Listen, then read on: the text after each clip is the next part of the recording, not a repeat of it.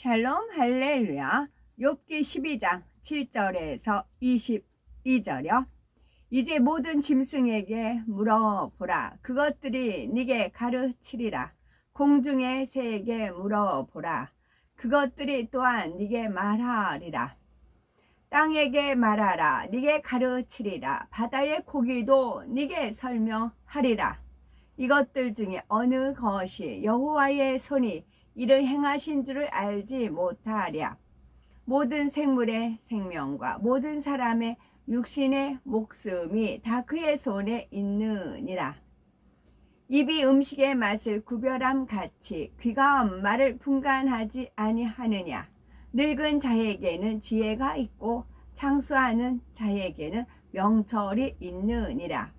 지혜와 권능이 하나님께 있고 계략과 명철도 그에게 속하였나니 그가 허르신즉 다시 세울 수 없고 사람을 가두신즉 놓아주지 못하느니라.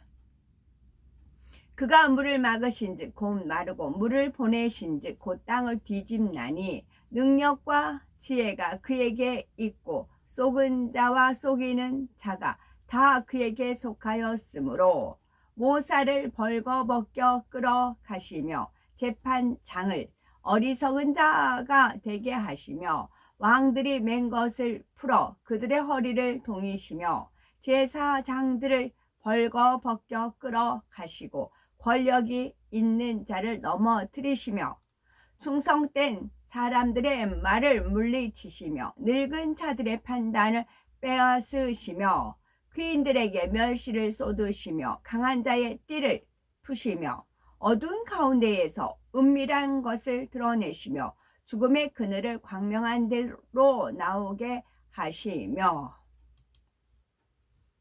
욥기 강의 28번째, 자기의 타당성을 주장하는 욥. 창조주 하나님의 능력과 신성을 높여드리는 척하면서 결국 자기의 타당성을 주장하는 욥의 본심에 대해서 살펴보겠습니다. 첫째, 하나님의 능력과 신성을 높여드리는 욥. 욥기 12장 7절에 이제 모든 짐승에게 물어보라. 그것들이 네게 가르치리라. 공중의 새에게 물어보라. 생물들의 혼과 인생들의 영이 다 그의 손에 있느니라. 하나님께서는 말씀으로 천지 만물을 창조하셨습니다. 하늘과 바다, 땅, 산천, 조목 모든 만물에 하나님의 능력과 신성을 담아 두심으로써 누구나 창조주 하나님을 믿을 수 있게 해주셨지요. 하나님께서는 독수리처럼 큰 새뿐만이 아니라 파리나 모기, 하루살이처럼 작은 곤충도 잘 날아다닐 수 있게 만드셨습니다. 욥은 이러한 하나님의 능력과 지혜를 인정하기 때문에 짐승, 새, 땅, 물고기 중에 어느 것이 여호와의 손이 이를 행하신 줄을 알지 못하겠느냐라고 말하지요. 생물이란 동물과 식물을 포함해서 살아있는 모든 것을 말합니다. 욥은 영혼육에 관한 바른 지식이 없었으므로 다만 지식의 관점에서 설명하고 있습니다. 욥이 말하는 혼은 단지 사고력을 말합니다. 즉 생각하고 궁리할 수 있는 힘을 말하지요. 또 욥이 말하는 영은 단지 사물을 깨우치고 이치를 터득하는 모든 것으로 표현하고 있습니다. 짐승들은 본능을 따라 살아갈 뿐 사물을 깨우치고 이치를 터득할 수 있는 능력은 없습니다. 그러므로 욥은 하나님께서 생물들에게는 혼을 주셔서 생각하고 궁리할 수 있게 하셨고 사람에게는 영을 주셔서 사물을 깨우치고 이치를 터득하게 하셨다고 말합니다. 욥기 12장 11절에 입이 식물의 맛을 변별함 같이 귀가 말을 분별하지 아니하느냐. 지혜와 권능이 하나님께 있고 모략과 명철도 그에게 속하나니 했습니다. 우리 입 안에는 혀가 있어서 쓴맛, 단맛, 짠맛 등을 분별하는 것처럼 귀 안에는 청각이 있어서 소리를 분별할 수가 있습니다. 욥은 이러한 능력을 하나님께서 사람에게 주셨다고 말하고 있지요. 또한 늙은 자에게 지혜가 있다는 것은 사람이 나이가 들수록 경험을 통해 사고력이나 분별력, 판단력이 분명해지고 삶의 지혜가 많아지는 것을 말합니다. 이어서 욥은 늙은 자와 구분하여 창수하는 자에게는 명철이 있다고 말합니다. 여기서 늙은 자란 단순히 세월이 흘러서 노인이 된 사람을 의미하지만 장수하는 자는 건강하게 오래 사는 사람을 의미하지요. 명철이란 총명하고 사리에 밝은 것을 말합니다. 즉 삶의 경험을 통해서 능히 분별하는 힘과 통찰력이 있어서 이를 투철하게 이루어가는 것, 자기 자신을 확고하게 세워가는 것을 말합니다. 모략이란 어떤 일을 이루기 위해서 준비하는 모든 꾀를 말하지요. 욥은 하나님께서 늙은 자와 장수하는 자에게 이러한 능력을 주셨다고 말하는 것입니다. 이어서 욥은 하나님께서는 지혜와 권능이 있고 모략과 명철도 있다고 말하고 있습니다. 여기까지는 욥이 하나님을 높여 드리는 말이며 그 말이 다 옳습니다. 그러나 정작 욥이 하고 싶었던 말은 다음 절에 이어집니다. 두 번째 욥의 분심, 욥기 12장 14절. 그가 허르신즉 다시 세울 수 없고 사람을 가두신즉 놓이지 못하느니라. 속은 자와 속이는 자가 다 그에게 속하였으므로. 욥은 하나님께서 헐어버리시면 다시 세울 수가 없고 또 사람을 가두면 노임받지 못한다고 말합니다. 이는 욥 자신처럼 의롭고 정직하게 살며 하나님을 경외하는 사람을 하나님께서 혹독한 시련으로 헐어버리고 가두셨다는 말이지요. 그러나 하나님께서는 어떤 것도 마음대로 헐어버리거나 사람을 가두시는 분이 아닙니다. 그런 일들은 원수 마귀가 하는 것이며 시험, 환난, 질병을 주는 것도 원수 마귀입니다. 사람이 불의를 행하며 죄를 지으면 거기에 대한 대가로 원수 마귀 사단으로부터 오게 되는 것이죠. 그러나 설령 사람이 죄를 짓고 넘어졌다 할지라도 회개하고 돌이키면 하나님께서는 다시 세워주십니다. 예수님을 3번이나 부인했던 베드로도 동에 자복하니 권능의 종으로 세워주시지 않았습니까? 출애굽한 이스라엘 백성들이 가나안 땅에 들어가는 여정에서 하나님의 권능으로 홍해가 갈라지고 요단강 물이 멈췄던 일, 그래서 백성들이 바다와 강을 마른 땅으로 건넌 일 등을 욥은 들어서 알고 있었습니다. 이에 대해서 욥은 하나님께서 물을 그치게도 하시고 마르게도 하신다고 표현하고 있습니다. 또한 물을 내신즉 땅을 뒤엎는다는 것은 홍수가 나면 산사태가 나고 흙이 파헤쳐지는 등 땅이 뒤집어지는 현상을 설명하고 있는 거지요. 하나님은 전능하셔서 땅을 뒤집기도 하시며 또 사람으로 하여금 속이게도 하시고 속임을 당하게도 하시는 나쁜 하나님이라고 말하고 있습니다.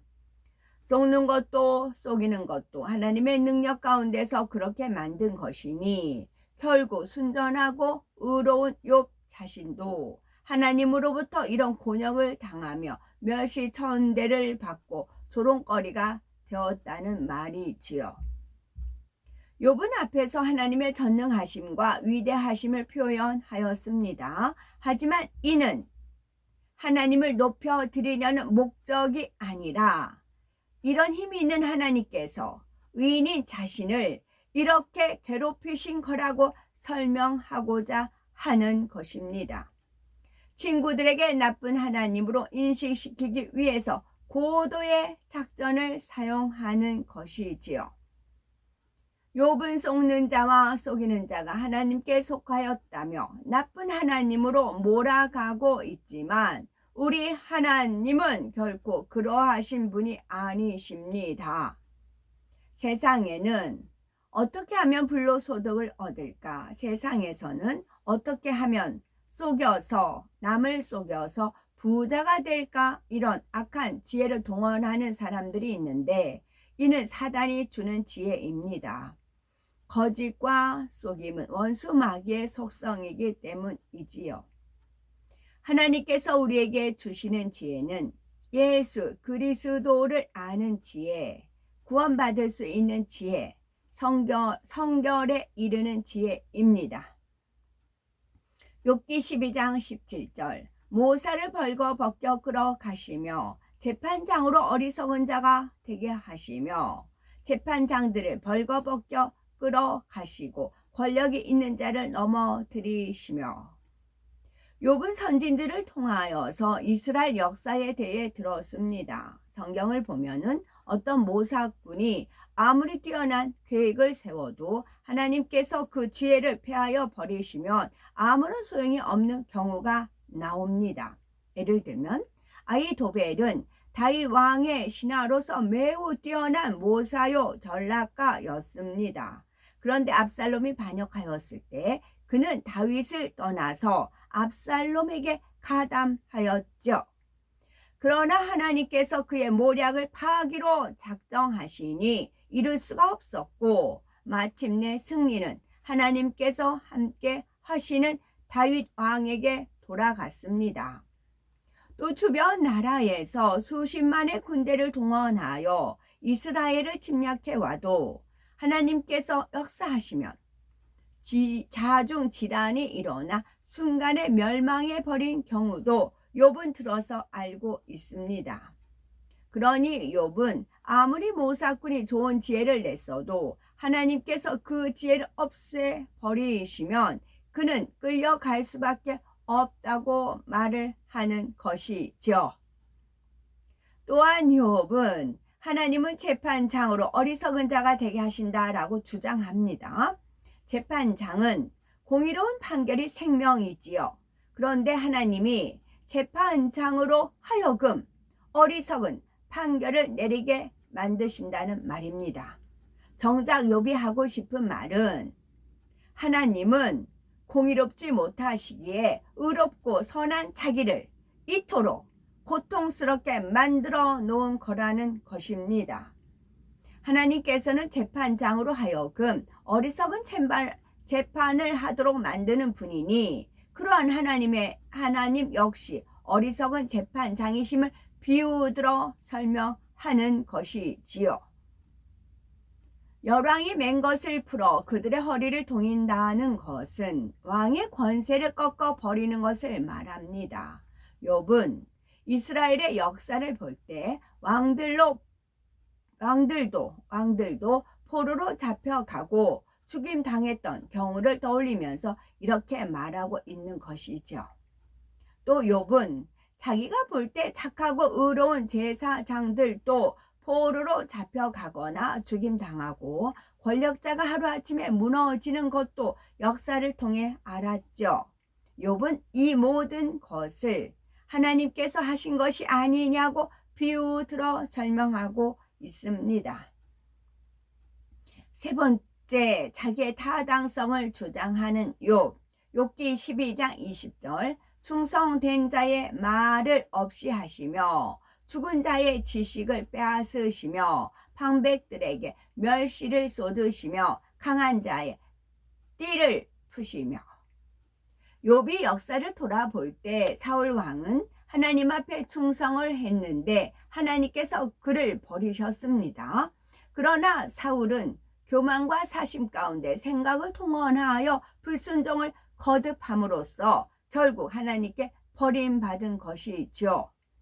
욥은 이러한 사건에 담긴 하나님의 뜻을 헤아리지 못하니 충성된 자의 입을 막으시는 하나님이라고 판단하고 있는 것입니다.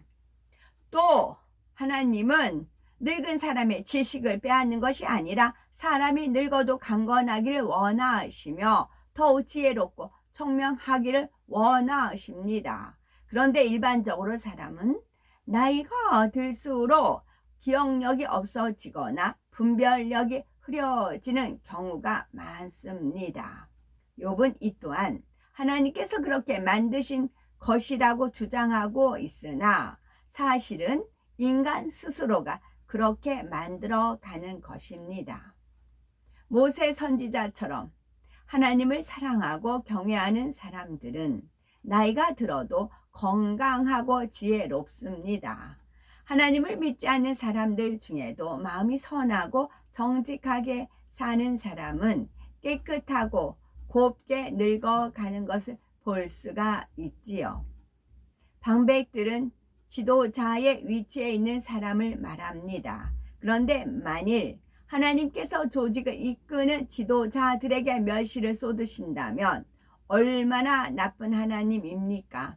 또 강한 자의 띠를 푸신다 했는데 여기서 띠란 그 사람을 의미하는 상징적인 것을 가리킵니다.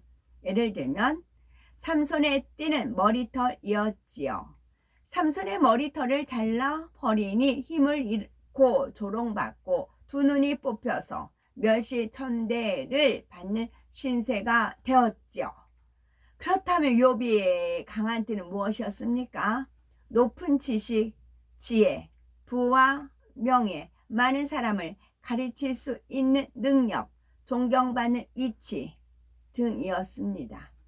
그런데 하나님이 이렇게 강한 자신의 띠를 풀어버리셨다고 생각하고 있습니다. 욥은 친구들이 반박할까봐 마치 남의 이야기를 하듯이 우회하여 비웃들고 있습니다. 즉 하나님은 방백들을 멸시하고 강한 자의 띠를 풀어버리는 분이시니 나의 띠도 하나님이 풀어버리신 것이 아니냐라고 말하고 있는 것이죠.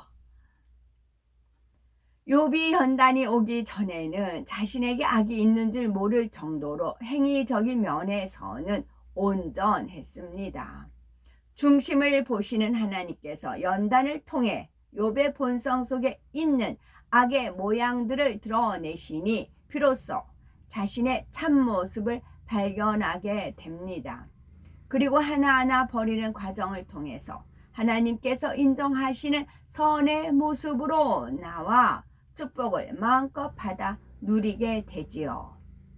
그러므로 우리는 욥의 모습 속에서 내 자신을 발견하고 변화되어서 축복받을 수 있는 아름다운 중심으로 나올 수 있는 복되고 아름다운 우리들이 되셔야 되겠습니다. 아멘.